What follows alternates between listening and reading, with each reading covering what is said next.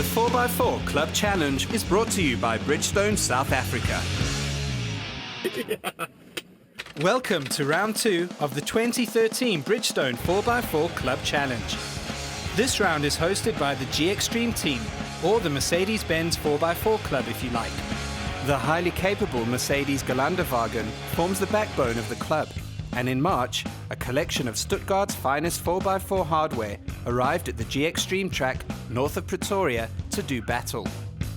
The track was set up by an independent 4x4 expert, so even though the club members obviously know the obstacles, those nasty white poles were placed in rather uncomfortable places, complicating matters no end.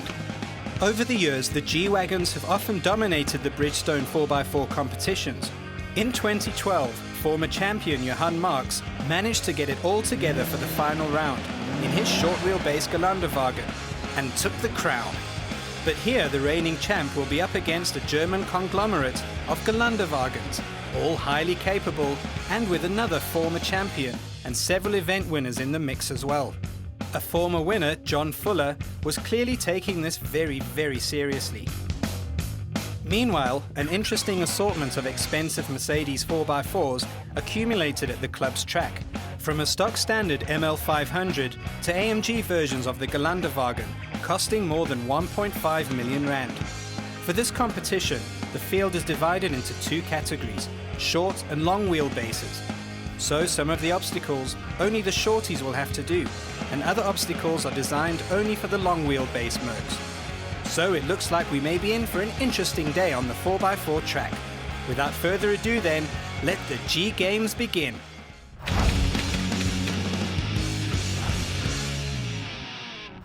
The event starts off with what can only be described as a daunting obstacle. If you drive a Mercedes Benz SLK, that is. If you drive a Merc G-Class, on the other hand, it's just an opportunity to show off your Merc 4x4's idling ability.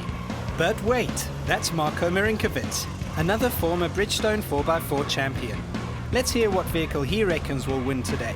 So Marko, do you think a Mercedes will take it today? I hope so. Yep, my money is definitely on a Mercedes for this round. But now it's time for something a bit tougher, and something that will even make a Gelandewagen shout out a desperate 9, 9, 9!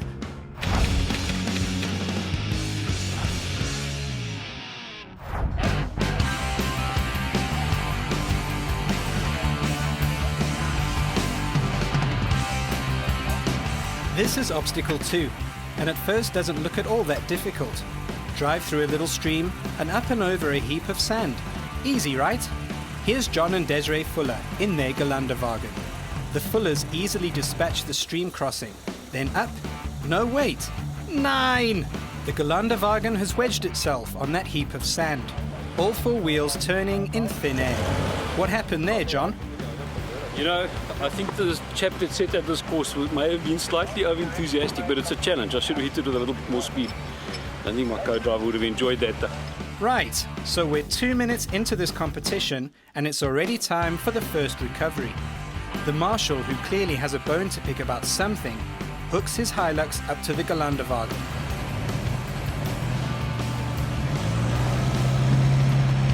But the Mercedes isn't impressed at all by this turn of events and refuses to budge. So to plan B. Marko Marinkovic brings his Gelandewagen to the party and tows the silver G-Wagon off the heap of sand backwards.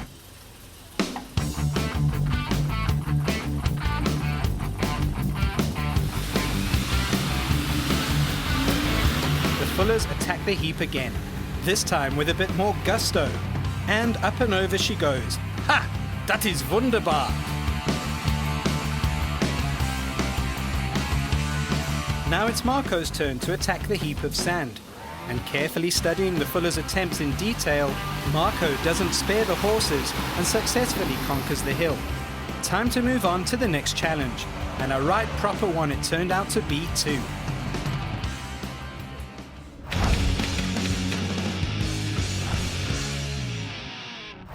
We arrive at obstacle 3 to find a Gelandewagen. Stuck! And that's the reigning champ, Johan Marx. Nein, this is not possible. What's going on, Johan? I mean, Mr. Mostert, the pin is in very, very tight. and I got caught on the diffs. So the Toyota Hilux is called into action again, and it helps to recover Johann's Gelandewagen. Johann tackles the obstacle again, clearly intent on completing this extremely challenging test. He goes for it, but the differential again gets stuck on the rock. Johann manages to keep it going forward, but takes out 2 poles in the process. That's not a great start for the reigning champ. And here's Marco and his buddy Gert Brits again. Marco also goes high, looking for maximum points, but 9. He takes out 2 poles and records a stop or 2, so that's only 40 points in the kitty. Looks like it's going to be a tough day at the office for the Gelandewagen crews. This is Graham Yupp, and next to him for the very first time in a 4x4 competition is Lynn Zuerbel. Yes, Miss Zuerbel. We can hear you loud and clear. But what's going on there? Is Lynn checking her heart rate? Good, the start turn. Keep going, keep going. Well done, Miss Zuerbel, and Mr. Yupp too, even though you took out 2 poles there. I just scored that one, last one. Yes. This is Anton and Connie Kutsia. Anton has specially arranged a left-hand drive Gelandewagen so that he can keep an eye on the ball. The golf balls on the white poles, that is.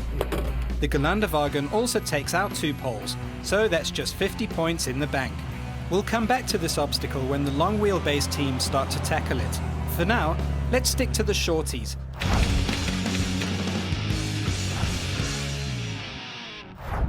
This is obstacle 4, and essentially it's a bit like negotiating a typical parking area, as Marko Marinkovic demonstrates. You have to make a tight turn around a tree, then 2 left ones through 2 gates. The last turn is quite tricky, and Marko has to stop and reverse, losing 15 points in the process. This is about exciting as watching Russia and Kazakhstan's national weightlifting teams play a game of bowls. But let's see how Anton and Connie Kutsia and Idmar Marx and his co-driver Corbe Fuljoen fare. In the Kutsia Gelandewagen, it all goes according to plan. They make the first and second turn, but stop before the last gate, reverse and get through.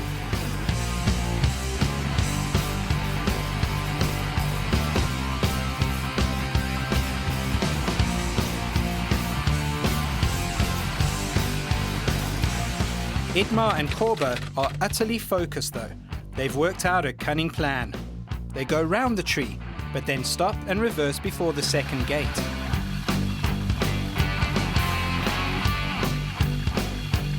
After getting through the second gate, they make it through the last one without stopping. Brilliant! Except it earns them exactly the same points as the other 2 crews. This is Gerrit Marx in an AMG Gelandewagen. But wait, that was Gerrit Marx. He clearly decided this rock business is not for his expensive Benz. And here's another AMG. And this G55 is piloted by Charles Morgan. Charles clearly doesn't have the same issues as Gerrit, and so with the powerful V8 engine purring along, the big Benz tackles the obstacle. And dearie me, that left side step makes a very expensive sound as it grinds over the rock. In the cabin, Charles feels the pain, but bravely he soldiers on, killing only 2 poles. Sure, that was quite a thing, driving your G55 through there. How do you feel about insurance and other such practical matters? Man, well, this is what they built for, so we've got to take it to its limits, I suppose, eh? But if Charles had downed a few brave pills, Brandon Marseille had downed a whole bottle. That's a Mercedes Benz ML500.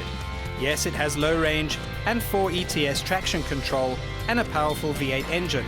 But Klaus, the engineer in Stuttgart, hardly had such a rock in mind when he designed this road-oriented Benz. So let's watch as Brandon kills his Benz.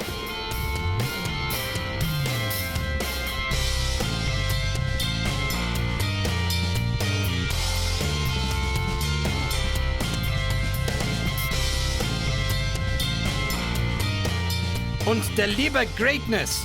This ML500 makes it through in one piece. Who cares about 2 dead poles? The fact is, he made it through without permanent damage. That's amazing. That indeed deserves a round of applause. That was interesting. It's the first time we're doing this kind of thing, so I'm quite surprised that we went through with an ML and not a Gelandewagen. Goodness, the heart palpitations.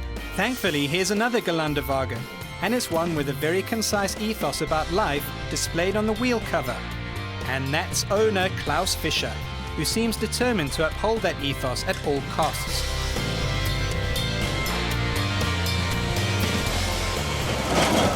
That was a close call, but Klaus makes it through, killing only 2 poles in the process.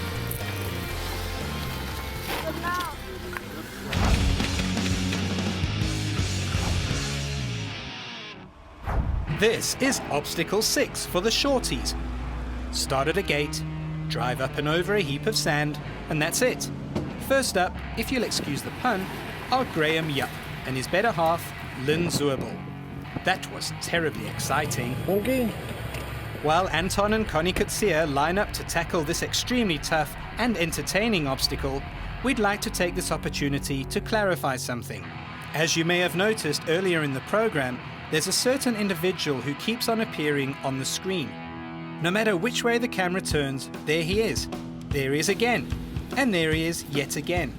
This individual happens to be the official press photographer Geergia van Rooyen. And clearly Geergia has a specific need to be recognized and acknowledged. So here we go, Geergia. He's a 30-something male that likes automobiles, gadgets, and occasionally some Jack Johnson music. Right, there we go, Geergia. Now we've covered that burning question, let's return to the riveting action as the Kutsias conquer the obstacle. And off they go. Well, not for long. Graham and Lynn are still in the obstacle, so the Kutsias are sent back to start again. Anton and Connie are clearly highly annoyed by all this faffing around. Finally, they tackle the obstacle. And they make it look easy peasy, which it really is for a Gelandewagen. Taking a cue from our image-conscious press photographer Geergia, Idmar Marx and his co-driver Frikkie argue about who is supposed to get the most airtime. And finally, they're ready to tackle the obstacle. And they also get through easily enough.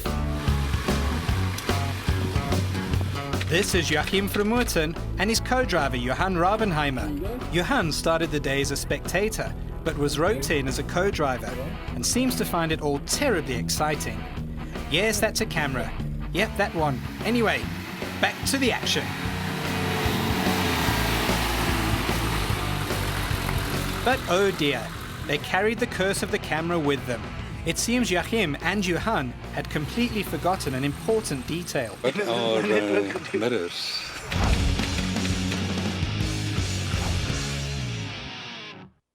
This is obstacle 7, a short but very steep downhill.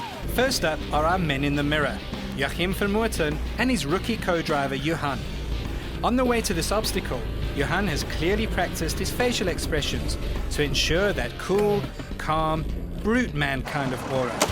And down they go. Joachim decides to test the Benz's hill-stopping device, otherwise known as a front bumper. Thanks to the Gelandewagen's 2 diff locks, he manages to half-reverse the Merc up the hill again and tries to make the tight turn at the bottom. But it's a turn too far, and the team loses more points. This is Bram Hoffman and his co-driver Jacques Kotzer. After watching the front bumper stopping system in action, have you learned any lessons, Bram? No, I think he was too hard on the brakes, so he slid when he got down into the bottom of the turn. And here they are, ready to rumble. The trick here is to know when to engage and disengage the Merc's front and rear lockers to aid traction and make that tight turn. And Bram's got it, and scores an impressive 100 points. Sure.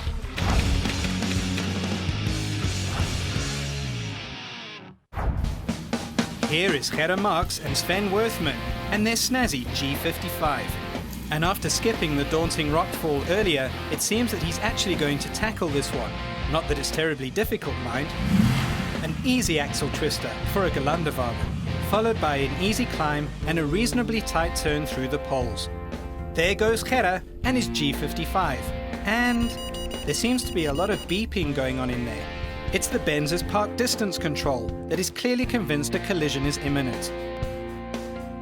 Baie lekker. Verskriklik lekker. Although the ML does have low range, it's not nearly as hardcore an off-roader as the G-Wagons. As owner Brandon Marseille and co-driver Max Erdmann showed on the previous obstacle, his ML can go the off-road mile too. So let's see how they go here. Oh dear, without the articulation and lockers of the Gs, the ML stops.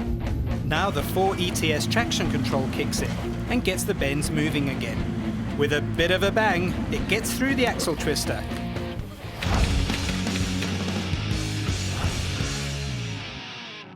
Sticking with the long wheelbase cruise, we head off to obstacle 9. It's a steep climb, followed by a steep descent, and then the customary axle twister. Here the gates are extremely tricky to negotiate, so the teams will have to take careful aim. This is Peter and Esther Nieuwenhuizen. The Benz gets off to a cracking start, easily dispatching the climb and the descent. But now it's time for those gates. Let's ride with the crew. Oh well, that's one ball down. Good try though. This is Heinrich van Schalkwijk and his mum, Vanessa Marks. Clearly they're taking this very seriously, discussing their gameplay. As het bo is, dan sal ek dan sit ek hulle op. En dan gaan dit draai ons, as die omkens draai in die twisters en dan trek ons hulle weer op. Regs dat ons daai een waar ons wat hy nou so skyn. Okay, so they're finally ready.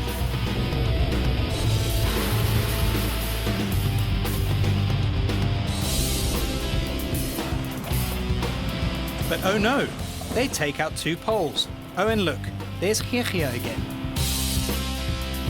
This is Charles and Gavin Morgan. Let's see if they can get through here without killing a pole dead.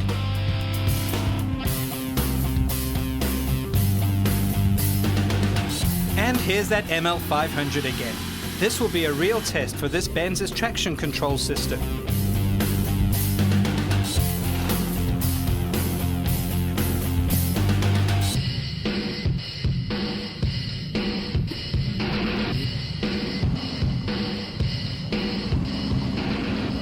Then, ouch! That sounded like a very expensive interaction between the ML's front bumper and Mother Earth.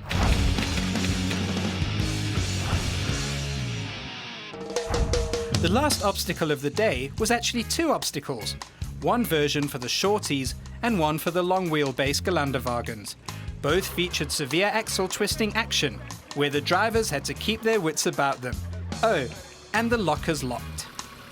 We finally caught up with Edmar Marks and Corbe Viljoen again. Here the driver has to keep just the correct amount of momentum going and steering input should be discreet. Otherwise a lot of tears will be shed. But in the Gelandewagen cabin, it's all fun and games, as the wheels lift at crazy angles.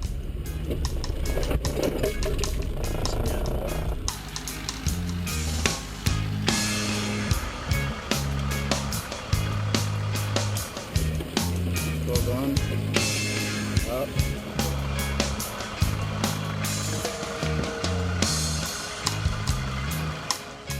And here are mother and son team, Heinrich and Vanessa again. And just like before, they discuss the merits of all the options first. Jy gaan maar eers so laat jy eintlik reguit is.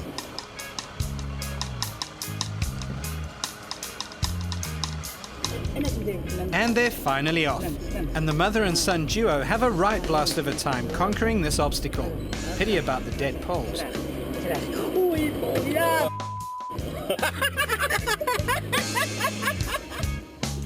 And here's defending champ Johan Marks again. With both the front and rear lockers engaged, the Benz doesn't have any issues.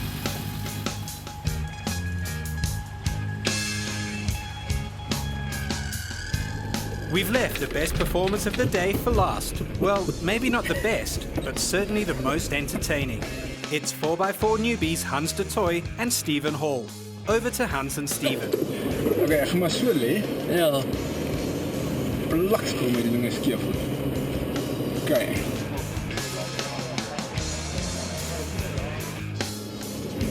O my tyd, Hans.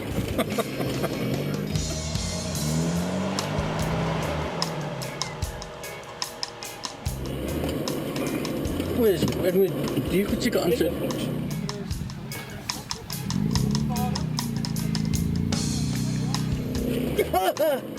Kyk. Lag die ek dink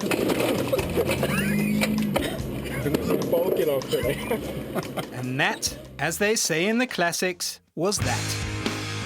It's time to add the scores and share some stories before the winners are announced. But while the scores are being tallied, just a reminder of the prizes that are up for grabs.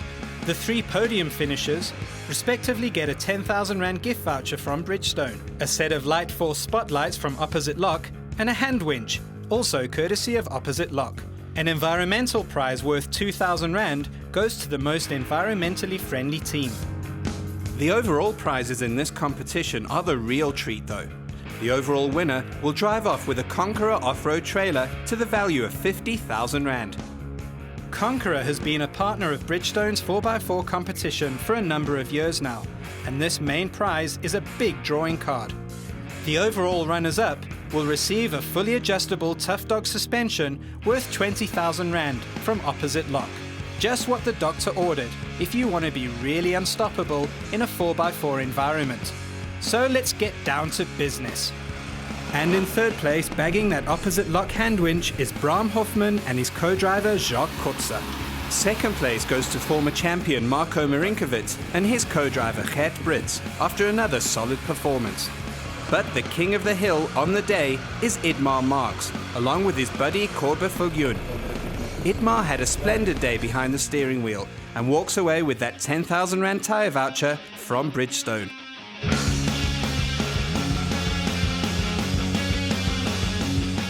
Tune in next week when the Nissan 4x4 Club members tackle each other to find out who will be flying the Nissan flag in the final event. Till then.